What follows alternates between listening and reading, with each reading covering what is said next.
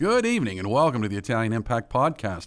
I am your co-host, Steve Stefano Mancini. And my name is Claudio Relsano. Steve, what's going on in this wintry weather? Well, apparently, Claudio, before the call, we managed to aggravate each other. So I'm not going to tell you what's going on, and you're not going to tell me what's going on. We were in a good mood till we start bringing some people up that we deal with.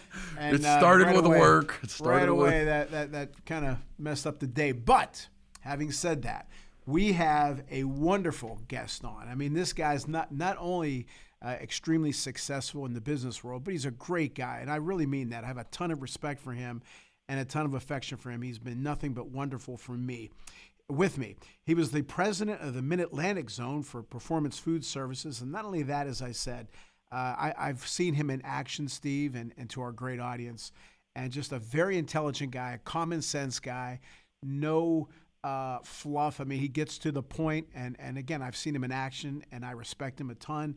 And our guest is Mr. Tim Carrico. Tim, welcome to the show. Thank you, Claudio, and thank you for that nice introduction. I'll have to have you do that for my wife. She has more good things to say about you. I'm very sure of that. Hey, wait a minute there. That comes off a little weird, but okay. Tim's the best. All right, Tim, let's start it off. I'm always interested. I know for me, age 17 was kind of a very important part of my life and my trajectory to life. So tell us about the 17-year-old Tim Carrico. Where were you living? What were your goals and dreams? Well, at 17, I was living in New Bethlehem, Pennsylvania. My dad had moved us up. My dad was a minister. A lot of people always ask, how did Italians become Protestants? And I would tell the story that my dad grew up in Jerome, Pennsylvania. He had 9 brothers and sisters, and his mother and father did not have a car. My grandfather worked in the coal mine, and the Catholic Church at Jerome was 4 miles from his house. And the Church of the Nazarene was across the street, so she made sure they all went to church every Sunday. So that's how they all got involved in the church, and that's how my dad became a minister. And he had just moved us up from Manassas, Virginia, to New Bethlehem, Pennsylvania. And I was at 17. I was a senior in high school, and I was hoping to be I loved history, and I wanted to go be a history teacher. But unfortunately, that didn't work out for me, or fortunately, that didn't work out for me. And I went out into the workplace and was working at a place after my senior year, furniture factory called Crawford Furniture. That's where I was at 17, not knowing what I was going to do, and what my life would lead to. I was dating my wife at that time, and the next year, my wife and I were expecting our son, Ben. We got married, and we've been married for 51 years now. Wow. That we were married. And my son, Ben, is a successful dentist in the Clarion area. And so my journey started when I found myself being a father at a very young age. And what was I going to do? My dad, as I said, was a minister, and the money, we didn't have a lot of money. There was not money to go to school, and I was hoping that I would be able to work a year or two, save up some money, and I wanted to go to Clarion University. It was right out here. It was a big teacher school. But as I said, that didn't work out. And that's where I was, wondering what I was going to do from there. Do you think if you didn't have a child early, that would maybe not have motivated you to go on to do what you did? 100%. When you became when I had the responsibility that I had at a young age, I quickly grew up and matured. I knew that I had to build a career. I had to build a life and security for my family. So I began working extremely hard at the furniture factory. You didn't make a lot of money. A lot of people laughed, but it was in 77, 78. You were making, if you made $4 an hour, that was a lot of money back then. And so the money was being made in the strip jobs, the surface mining up here. And so I had a friend of mine who was friends with my dad, who said, if you come out, Tim, I'll teach you to run bulldozer. And I went out at night with him, and he really didn't have much to teach me running bulldozer. I didn't have a lot of time to do that, but I learned to start it and get it to move back and forth, and that gave me the opportunity to go around and tell the surface mining companies that I was looking for a bulldozer operator's job, and I was hired up at a place called Doane Coal Company up in Brockway, and I lasted up there about 3 days, and the owner come out and said, "Hey Tim," he said, "you can't run bulldozer, can you?" And I said, "No, but if you'd give me the opportunity, I certainly would become one of your best bulldozer operators." And he said, "I've got 200 or 300 applications." He said, "I'm going to hire somebody." He says, "I hate to do this, but I'm going to let you go." So I had been calling off work at Crawford, and I came home and told my wife that I got let go, but I'd go back to work at Crawford's the next day. And I went back in, and one of my buddies that worked at Crawford had told the boss there that I was working at Doane Coal Company and that I was calling in sick, but I wasn't, and they fired me the next morning. So I got fired twice within 12 hours. And and I had a wife and a little baby, and it motivated me, and I was stubborn, and I went out and kept looking for a job. And back then unemployment didn't last like it does now for 2 years. You had if you were lucky, you could get it for 26 weeks, and that was depending upon if you were laid off. So being fired was a different story. So I kept going around to all these places, and finally I had a person say to me, "Hey Tim, I'm not looking for a bulldozer operator, but I'm looking for an oiler on a drag line." And I took that job, and I'll never forget that, man. You never forget the people who are kind to you, and I think as you get older and as you go through life, you need to always pay that forward, Claudio, and I've always tried to do that, is to pay forward. And anyway, the gentleman's name was Clyde Keel. He gave me a job as an oiler on a drag line, and I went from making nothing to $6.35 an hour. I never forgot that. Anyway, I worked my way up and did a real good job, and worked my way up to where I was running a drag line, a 4600 Manawak. I could still get on it and run it today, I think. And those were the second, when you're an operator drag line on a surface mining job, you were really the boss when the boss wasn't there. So during this time, my brother was going to Clarion University, and he called and said, "Hey, Rocky's Pizza's for sale." And I ended up buying it, and I'll never forget, I paid $10,000 for it. So I was working in the surface mine. I had a pizza shop, and we opened up 4 more over the course of the next 5 years. And my wife said to me, "Hey, we never see you around here. We'd like to see you." Again, I was always focused on making sure that I was providing for my family. And so I said, "Well, you know what? I'll see if I can get another job." And I started looking, and I was filling out resumes. I had my resume made, and I would get the Pittsburgh paper, and I'd send 4 or 5 resumes out every week to people looking for salespeople, and and restaurants.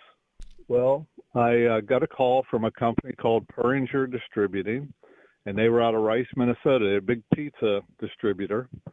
And Rice, Minnesota was famous because that's where Al Capone had all of his booze when he was running things in Chicago. He had a warehouse there.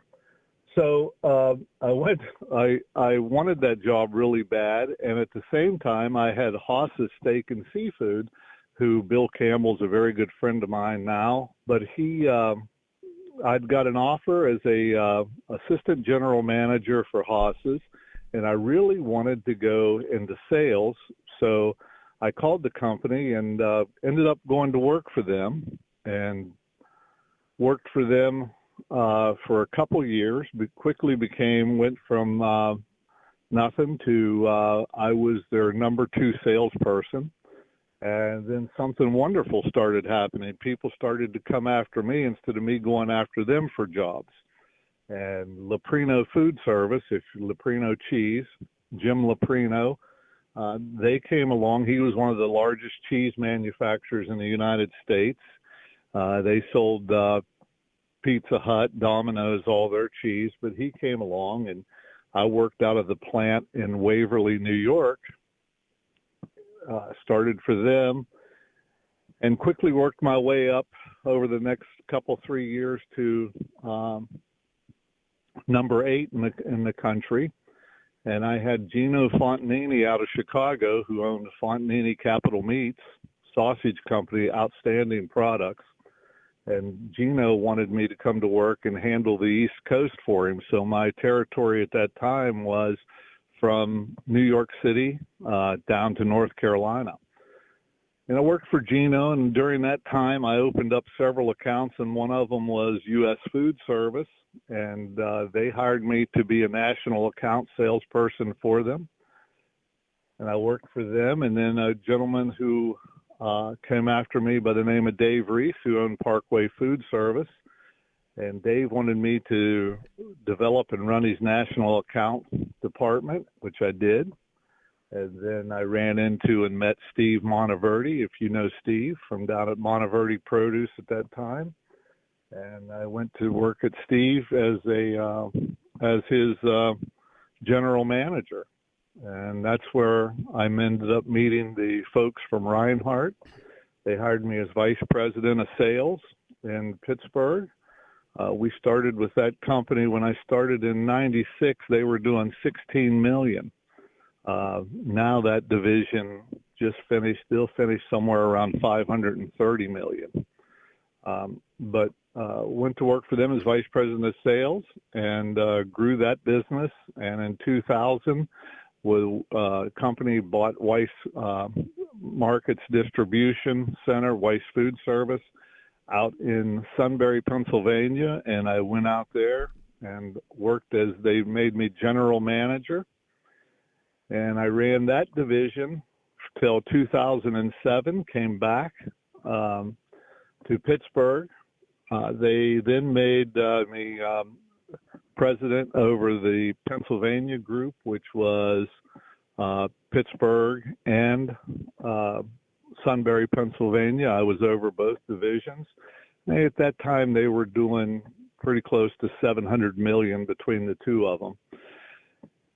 And then we were purchased by Ray's Holdings, which was the largest beer distributor in the United States, and they owned Martin Brower, which does all the distribution for McDonald's, and even now they're the largest bottler and distributor for Coca-Cola in the country.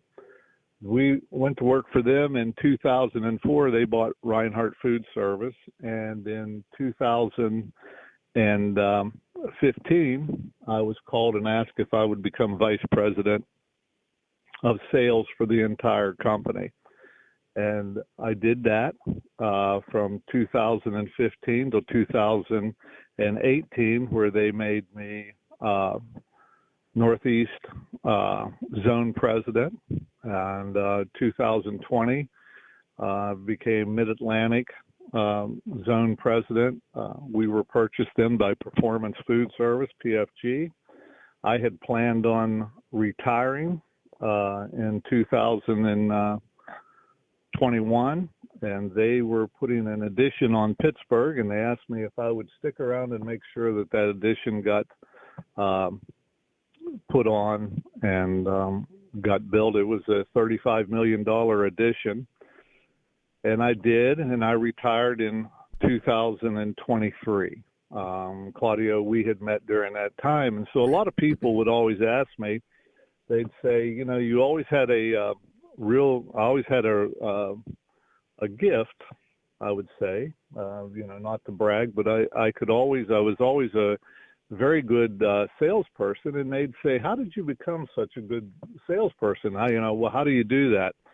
And I thought back to what I had went through, and when I had to go, when I was looking for a job, and I would walk onto a job site where men were eating their lunch, and you knew the boss was there, and you'd have to say, could I speak to the boss? And someone would say, yeah, that's me. And I'd say, are you looking for anybody? And they'd say, well, why should I hire you? And I'd have to tell them exactly why they should hire me in front of a group of men that I didn't know who were sitting there eating their lunch. And so it taught you to be very precise, and it also, there's a lot of humility came with that. And they would ask me, they'd send me into, when they were having, some of the divisions were having any type of any type of labor trouble or anything like anything was broken. And they always told me, you have a knack for talking to the truck drivers, and you have a knack for talking to the warehouse people. And that's because I was one. And that's because I did that. I knew what it was like. I never talked to people like they were, the employees like they were, children or kids. I remembered when I was standing out in the crowd listening to the boss speak. And so I always treated everybody with respect and dignity, and spoke to them about business, and spoke to them truthfully, and never hid anything. And it served us well. It helped us to grow. And our company, a lot of the people who worked for me took on that same type of personality and that style of management. And it's worked extremely well over the years. And I've never forgotten all the people who helped me. And I've never forgotten that God guided my life. And even though I was not able to go to college, I probably got one of the best educations that a person could have, with all the experiences, all the successes, and all the heartbreaks I had over the years. So that's my story in a quick nutshell. Well, as Fran Tarkenton once said, you have to have your hands in the soil, and you certainly did. And I've seen you in action with your employees, and they respect you because of how kind, to the point, and how helpful you are with them and to them. Steve's going to ask you some questions on the way back from our commercial break.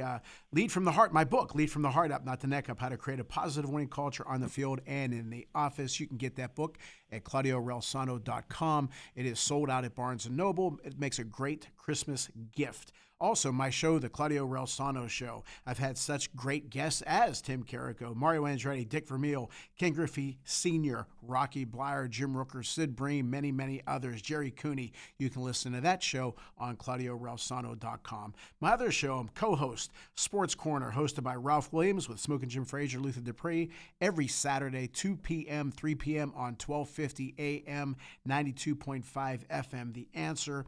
And I also like to thank a very special sponsor of mine, Pittsburgh Wealth Management, Mike Battellini, who's been on this show, 1106 Ohio River Boulevard in Swickley. Call Mike at 888-611-7964. Hello, Pens fans. This is international award-winning filmmaker Steve Mancini inviting you to join us as we celebrate the Italian community on January 8th as the Pittsburgh Penguins take on the New Jersey Devils. This special ticket offer includes a Penguins branded Italian Heritage hockey shirt. So don't miss out as we honor the incredible impact of our city's Italian community and celebrate their rich culture and history.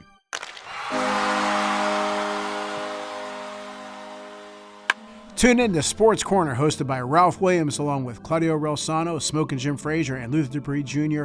every Saturday, 2 p.m. to 3 p.m. on 1250 AM The Answer, 92.5 FM The Answer. Ciao, Chrissy. Your Italian got so much better. Brava!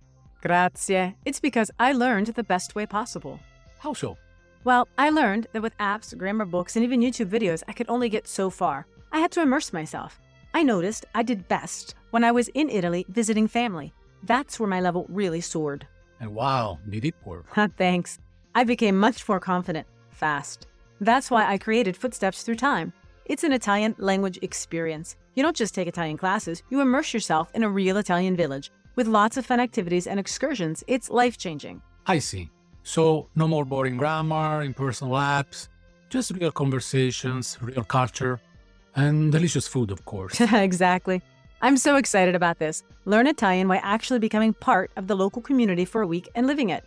So if you've been dreaming of Italy and the language, check out Footsteps Through Time in Italy.com. Book now and join the experience. Andiamo! Thanks to Greater Pittsburgh Travel. For any of your travel needs, let Tom and the team at Greater Pittsburgh Travel know and they'll take care of you. For more information, call 412-331-2244 or visit their website at www.greaterpittsburghtravel.com. Did your parents or grandparents ever talk about the Vietnam War? The Hardest Year, a love story and letters during the Vietnam War, is an accurate portrayal of what life was like during the 1960s, a time of the draft, equal rights, and the anti-war movement. Follow newlyweds through their letters as they navigate 1 year of the war an ocean apart. The Hardest Year by Carol and William Wagner is available now wherever books are sold. And we want to thank the Calabria Club of Pittsburgh. If you're interested in learning more, you can find their contact information on Facebook at Calabria Club of Pittsburgh. Again, thanks Domenica and the team at the Calabria Club of Pittsburgh for your support. And we want to thank La Scuola d'Italia Galileo Galilei, the only nonprofit school in Pittsburgh endorsed by the Italian Consulate. If you're interested in learning Italian or have your children being immersed in the Italian culture and language, be sure to give them a call at 412-404-7070. And that's La Scuola d'Italia Galileo Galilei. We'd also like to thank Chris Gonzalez from the Knights of Columbus. If you have any questions about joining the Knights of Columbus, reach out to Chris Gonzalez at 412-605-9074. Tune into the Ralph Williams and Tony Moreno Show every Saturday, 8 a.m. to 9 a.m., and every Sunday, 10 a.m. to 11 a.m. on 1250 a.m. The Answer, 92.5 FM The Answer. All right, welcome back from the commercial. And Tim, I wanted to ask you something. You said a lot there, and there were a few things having been, I started at the very bottom as well. One thing I've always make this comment is that people look at you and they say, they see the success. They see the after all of the blood, sweat, and tears. Let me ask you something. Do you, in the many years you've just been out there in the workforce, do you see a change in the culture in the workforce? Well, I do. I will also tell you that people do see your success. We always tell them everybody sees the baby, no one sees the labor. Yes. I do see a change in the workforce. I think it's you have to use different motivations than we did years ago. To me, I was always hungry and wanted to move ahead.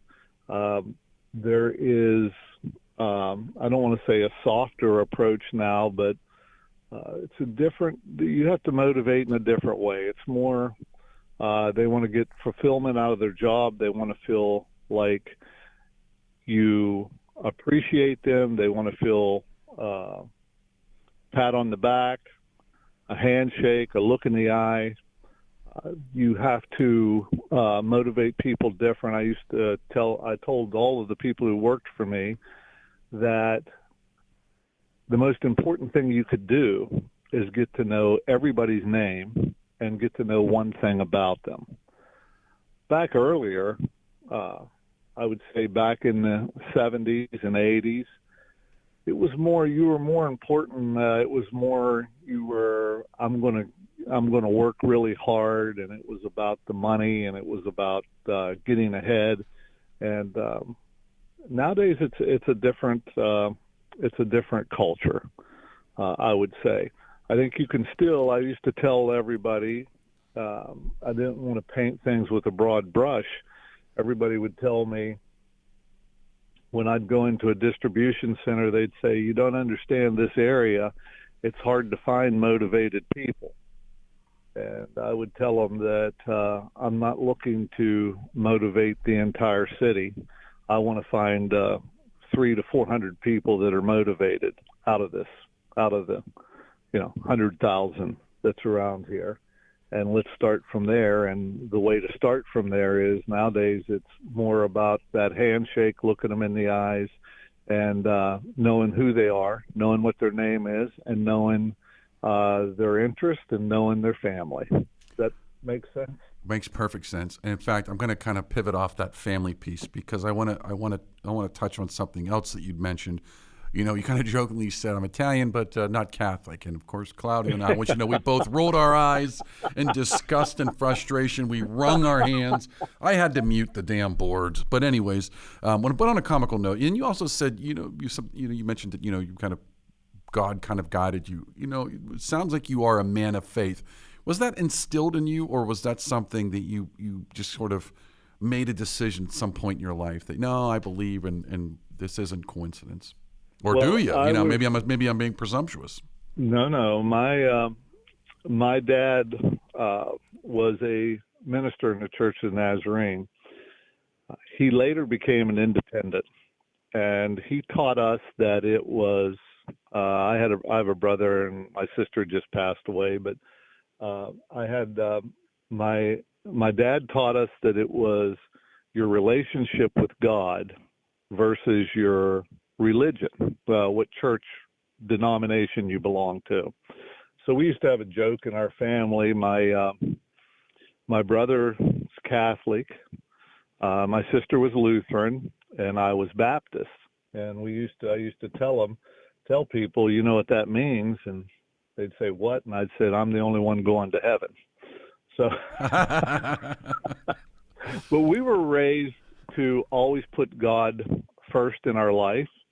And as you grow up and as you get older, you tend to have times, especially in your younger years, where that's not what you do. But I do believe, in what the Bible says, and what people say is, raise up a child in the way of the Lord, and when he's older, he will not depart from that. So all of my family had a strong belief system all of our lives.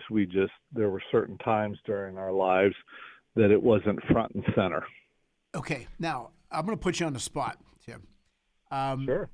I did a speech. I did one about a month ago, and I did one about a year ago. And they give you the introduction, coach, scout, the shows, the whole 9 yards. And while they're saying all these things about me, I said, yeah, I've done okay, but I can do more.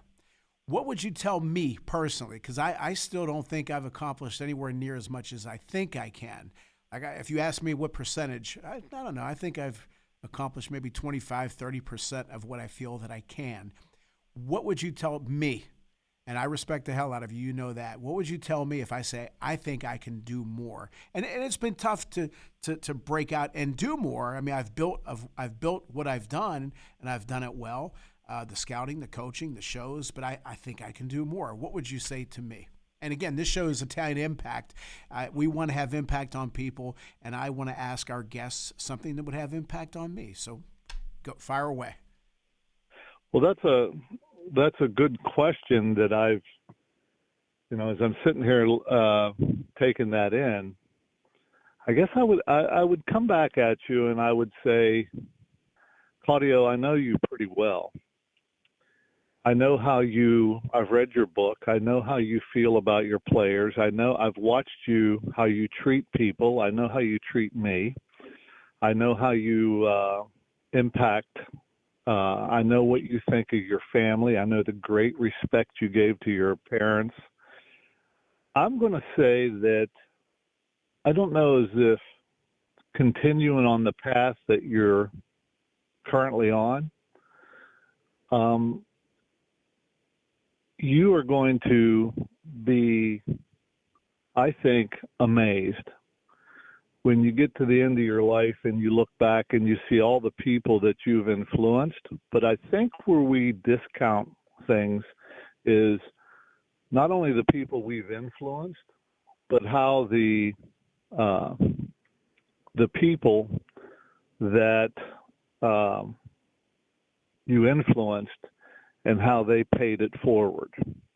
And I don't think you're ever going to get to see the full impact of what you've done here on earth until you get to heaven, and you're going to look out and you're going to see all the people, and the people are going to come up and say, this person who you talked to, this person who you influenced, this person who you were kind to, in turn became kind and helped me out. And I just wanted to thank you for being, and I honestly believe that, Claudio. I think going down being a good person, a good father, a good husband, a good person in business, a motivator, a cheerleader.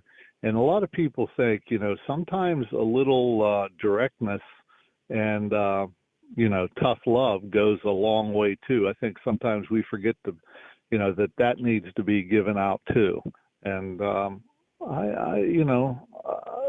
for what I know of you, I think that you've pretty much got a pretty good package altogether in yourself. I appreciate that. Coming from you, it means a lot. Thank you. And he didn't have to pay for that either, Claudio. So he didn't have to pay for that. That was nice. I heard a CD one time. It was called Heaven, and it was about when people got to heaven. And anyway, the thing was they were up there giving out the awards, their rewards and stuff. And this one lady walked in, and thousands of people stood up and clapped. And one guy said, "Why are they clapping for this lady?"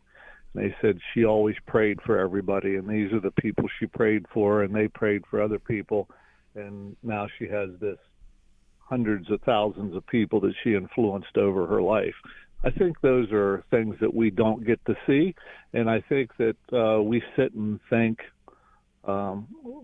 "Geez, I wished I could do more. I wished I could help this. I wished I could do that." You help people, and like I said, I've had people, I can name you, Clyde Keel, who's not alive anymore, passed away. Certain people in my life that treated me extremely well. Pat Sullivan, who gave me my first chance at being a salesperson. I always tried to honor those people, and that's why I would give people opportunities and I would give people chances. And I think we don't see that, or we don't think about that. Tim, I want to jump in there because you kind of said something interesting. No, not the kind words for Claudio. No, Claudio's my friend, so I absolutely agree with you 100%. He's a great guy. But you know what? I did a little presentation a couple of weeks ago, and it was at a seniors facility, and I did a documentary, and the one thing I learned out of doing all that was sort of what you said, is the things that people do that they don't know the impact, and that can be a positive or a negative impact. It just depends on what you did. Now, what's interesting, though, is I asked the folks in the audience, these are older folks in their 80s, and I said, how many of you feel you have nothing more to give to the world? And people raised their hands up as if like, I'm done. And I thought, and I actually told them, I said, no, actually, you're not. Because until you draw your your last breath, there's a purpose for you. We all have this purpose. And I do think that positive influence is what I call, and I'm kind of using this term in my documentaries, is this ripple effect through time. You may never see the fruit of your labor, and that could be a positive or a negative, experience. But especially in your position, where you've had a lot of people have worked for you over decades of a career, and you from all accounts, you seem to have been a very good person, a good boss, and you've had positive interactions. But I'll make a leap of faith that not everything was always perfect. how, if you were going to give advice to younger folks who don't, and I don't mean this is not generational, because when I was younger, I would have told you the same thing. It doesn't matter. Everybody that's young thinks I'm going to be young forever. I'm immortal.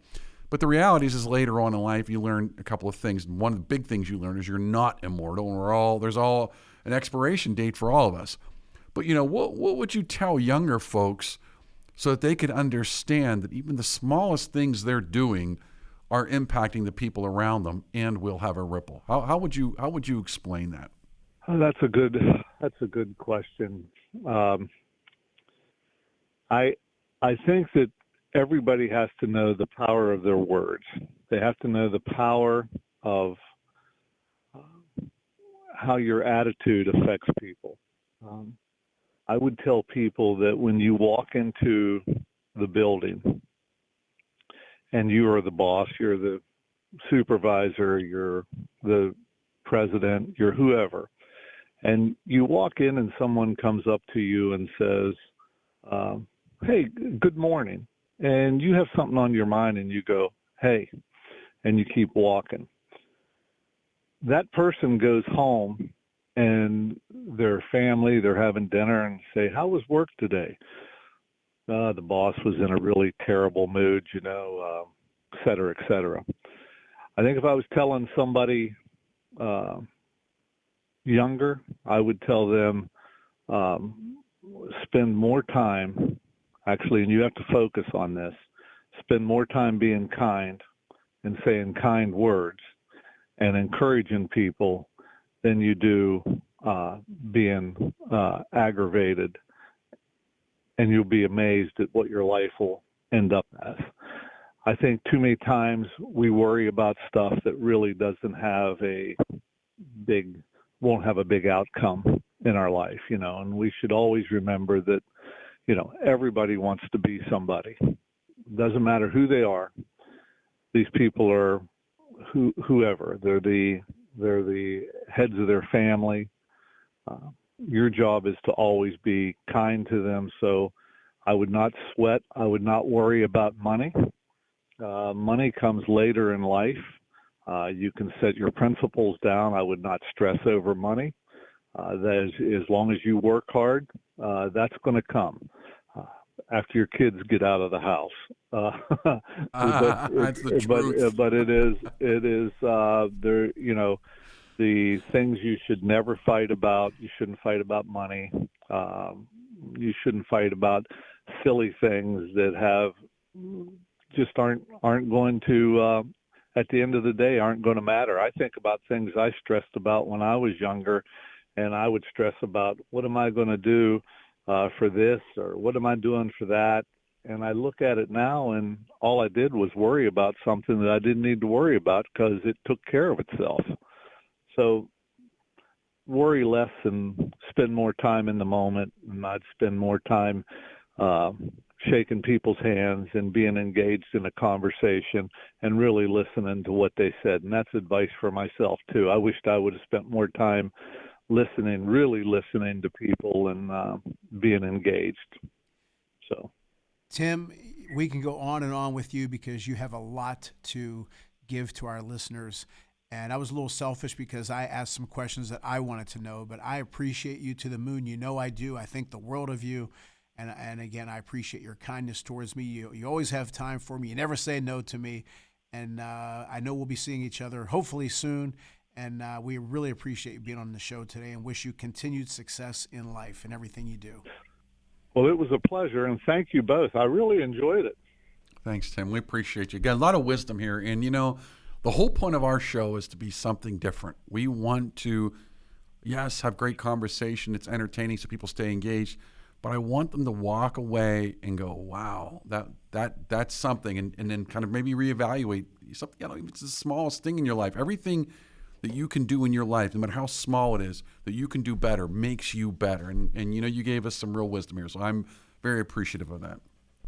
See, one thing my mother told me, you asked the questions about my faith and about my religion. My mother always told us, do not wear your religion on your sleeve all the time.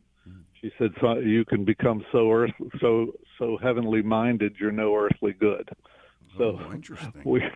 we always kept that perspective too. That's an interesting one. Well, Tim, once again, we appreciate it, and we will be in touch as always. Thank you for being on. Okay.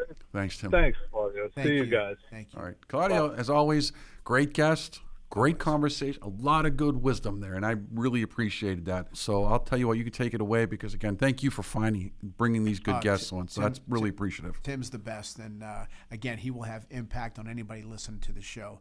Speaking of those listening to the show, we always want to thank you for tuning into the show. Steve, I appreciate you. Joe Hale, thank you for producing the show. And as always, thank you, Mom and Pop.